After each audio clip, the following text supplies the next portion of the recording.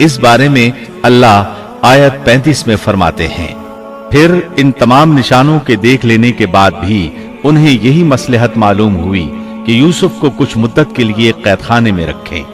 उन्होंने ये इसलिए कहा ताकि यूसुफ अलैहिस्सलाम पर तोहमत लगाई जा सके। इस तरह यूसुफ अलैहिस्सलाम कैद खाने में आ गए। उनके साथ 2 नौजवान और कैद खाने में भेजे गए थे। कुछ दिन साथ रहने के बाद वो जान गए कि यूसुफ अलैहिस्सलाम नेक सीरत इंसान हैं, इबादत गुजार नौजवान हैं। एक रात दोनों नौजवानों ने ख्वाब देखे। सुबह हुई तो दोनों यूसुफ अलैहिस्सलाम के पास गए और अपना अपना ख्वाब सुनाया।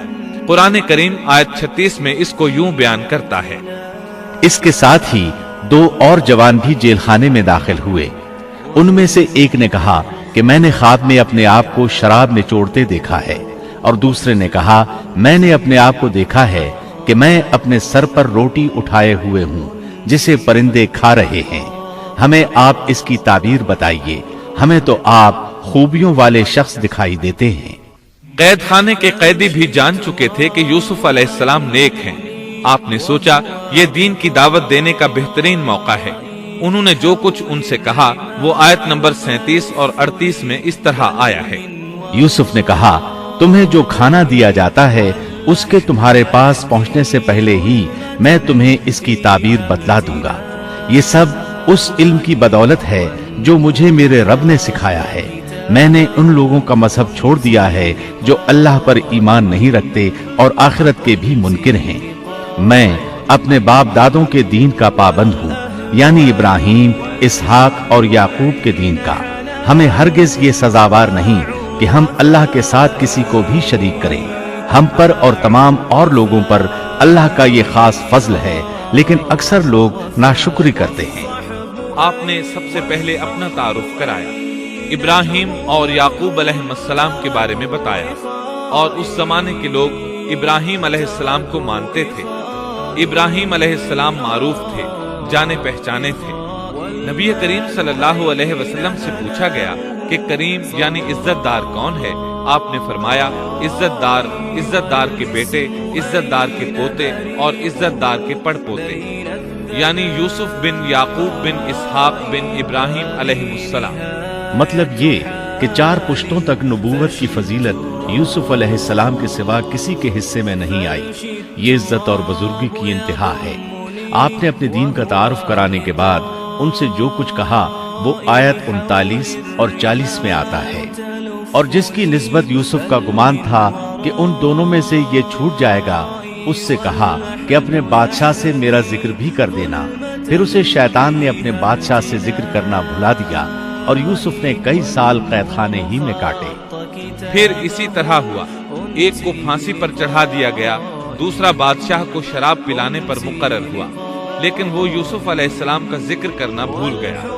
अल्लाह ताला आयत 42 में फरमाते हैं, शैतान ने उसे भुला दिया। इस आयत की तफसीर बाज मुफस्सिरीन ने ये की है कि शैतान ने यूसुफ अलैहिस्सलाम को अपने रब यानी अल्लाह ताला की याद से गाफिल कर दिया, और उन्होंने एक बंदे से चाहा कि वो अपने रब यानी शाह मिस्र से उनका तज़किरा करके उनकी रिहाई की कोशिश करे। इसलिए अल्लाह ताला ने उनको ये सजा दी कि वो कई साल तक जेल में पड़े रहे। ये तफसीर बिल्कुल गलत है। दुरुस्त ये है कि फ़अनसाहु की ज़मीर उस शख्स की तरफ लौटती है जिसके मुतालिक यूसुफ अलैहिस्सलाम का गुमान था कि वो रिहाई पाने वाला है। और इस आयत के माना ये है कि शैतान ने उस शख्स को अपने आका से यूसुफ अलैहिस्सलाम का जिक्र करना भुला दिया, जैसा कि अल्लामा इब्न कसीर और दीगर मुफस्सिरीन ने। सनद के एतबार से कमजोर है, इसी तरह मफहूम के एतबार से भी कुरान के खिलाफ है। यूसुफ अलैहिस्सलाम कैद खाने में पड़े हैं, किसी को उनकी खबर तक नहीं। ये उनकी एक और आजमाइश थी, किसी को खबर हो तो निकाले। आखिर कुछ मुद्दत बाद बादशाह ने ख्वाब देखा। बादशाह ने कहा, मैंने ख्वाब में देखा है कि 7 मोटी ताजी फरबा गायें हैं जिनको 7 दुबली पतली लागर गायें खा रही हैं, और 7 बालियां हैं हरी हरी और दूसरी 7 बिल्कुल खुश्क। इस ख्वाब ने बादशाह को परेशान कर दिया। उसने कहा, ए दरबारियों, मेरे इस ख्वाब की ताबीर बतलाओ अगर तुम ख्वाब की ताबीर दे सकते हो। उन्होंने जवाब दिया, ये तो उड़ते उड़ाते परेशान ख्वाब हैं, اور ایسے شوریدہ پریشان خوابوں کی تعبیر جاننے والے ہم نہیں۔ جب وہ خواب کی تعبیر نہ بتا سکے تب اس ساقی کو یوسف علیہ السلام یاد آئے۔ وہ چونک اٹھا۔ ان دو قیدیوں میں سے جو رہا ہوا تھا اسے مدت کے بعد یاد آ گیا اور کہنے لگا میں تمہیں اس کی تعبیر بتلا دوں گا، مجھے جانے کی اجازت دیجیے۔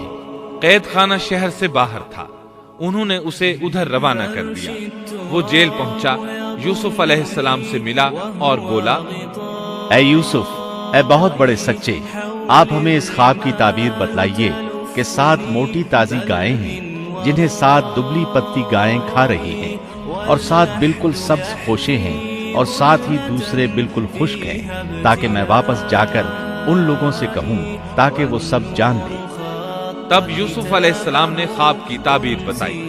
یوسف نے جواب دیا کہ تم 7 سال تک پے در پے لگاتار حسب عادت غلہ بویا کرنا اور فصل کاٹ کر اسے بالیوں سمیت ہی رہنے دینا، سوائے اپنے کھانے کی تھوڑی سی مقدار کے۔ اس کے بعد 7 سال نہایت سخت قحط کے آئیں گے، وہ اس غلے کو کھا جائیں گے جو تم نے ان کے لیے ذخیرہ رکھ چھوڑا تھا، سوائے اس تھوڑے سے غلے کے جو تم محفوظ کر کے رکھو گے۔ آپ نے صرف خواب کی تعبیر نہیں بتائی بلکہ علاج بھی بتایا۔ اس کے بعد ایک اور بات بھی بتائی۔ اس کے بعد جو سال آئے گا اس میں لوگوں پر خوب بارش برسائی جائے گی اور وہ اس میں شیرہ انگور بلا رہا ہے۔ یوسف علیہ السلام نے کہا میں قید خانے سے نہیں نکلوں گا۔ نبی کریم صلی اللہ علیہ وسلم فرماتے ہیں اللہ یوسف علیہ السلام پر رحم فرمائے، انہوں نے کس حد تک صبر کیا۔ ان کی جگہ میں ہوتا اور مجھے قید خانے سے نکلنے کے لیے کہا جاتا تو میں فوراً باہر نکل جاتا۔ 7 سال تک قید میں رہنے کے بعد اگر کوئی قیدی سے باہر نکلنے کے لیے کہے اور وہ باہر نکلنے سے انکار کر دے تو یہ بات عجیب ہی لگ سکتی تھی، لیکن یوسف علیہ السلام ہر طرح سے بری ہو کر نکلنا چاہتے تھے۔ چنانچہ آپ نے کہا، یوسف نے کہا اپنے بادشاہ کے پاس واپس جا اور اس سے پوچھ کہ ان عورتوں کا حقیقی واقعہ کیا ہے جنہوں نے اپنے ہاتھ کاٹ لیے تھے، ان کے ہیلے کو صحیح طور پر جاننے والا میرا پروردگار ہی ہے۔ قاصد واپس آیا، اس نے بادشاہ کو یوسف کا جواب سنایا۔ اب بادشاہ نے ان عورتوں کو جمع کیا اور کہا، بادشاہ نے پوچھا اے عورتوں، اس وقت کا صحیح واقعہ کیا ہے جب تم داؤ فریب کر کے یوسف کو اس کی دلی منشا سے بہکانا چاہتی تھی؟ انہوں نے صاف جواب دیا کہ معاذ اللہ، ہستے کہ عزیز مصر جان لے کہ میں نے اس کی پیٹھ پیچھے اس کی خیانت نہیں کی، اور یہ بھی کہ اللہ دغابازوں کے ہتھ کنڈے چلنے نہیں دیتا۔ میں اپنے نفس کی پاکیزگی بیان نہیں کرتا، بے شک نفس تو برائی پر ابھارنے والا ہی ہے، مگر یہ کہ میرا پروردگار ہی اپنا رحم کرے، یقیناً میرا پالنے والا، بڑی بخشش کرنے والا اور بہت مہربانی فرمانے والا ہے۔ بعض مفسرین کے نزدیک یہ یوسف علیہ السلام کا قول ہے، اور یہ انہوں نے اس وقت کہا جب جیل میں ان کو یہ ساری تفصیل بتلائی گئی، یا بعض کے بقول بادشاہ کے پاس جا کر انہوں نے یہ کہا۔ بعض مفسرین کے نزدیک یہ بھی عزیز مصر کی بیوی ہی کا قول ہے، اور مطلب یہ ہے کہ یوسف کی غیر موجودگی میں بھی اسے غلط طور پر تہمت لگا کر خیانت کا ارتکاب نہیں کرتی، بلکہ امانت کے تقاضوں کو سامنے رکھتے ہوئے اپنی غلطی کا اعتراف کرتی۔ یا یہ مطلب ہے کہ میں نے یوسف کو پھسلانے کی کوشش ضرور کی، لیکن واقعہ یہ ہے کہ اپنے خاوند کی خیانت نہیں کی اور کسی بڑے گناہ میں واقع نہیں ہوئی۔ حافظ ابن کثیر نے اسی قول کو ترجیح دی ہے اور اسے سیاق و معانی کے اعتبار سے زیادہ مناسب اور موزوں قرار دیا ہے۔ آیت 54 میں اللہ تعالیٰ فرماتے ہیں، بادشاہ نے کہا اسے میرے پاس لاؤ کہ میں اسے اپنے خاص کاموں کے لیے مقرر کر لوں۔ پھر جب اس سے بات چیت کی تو کہنے لگا کہ آپ ہمارے ہاں آج سے ذی عزت اور امان سکتا، اس سے زیادہ نہ دیتے تاکہ تاجر لوگ مال سٹاک کر کے مہنگا نہ بیچے۔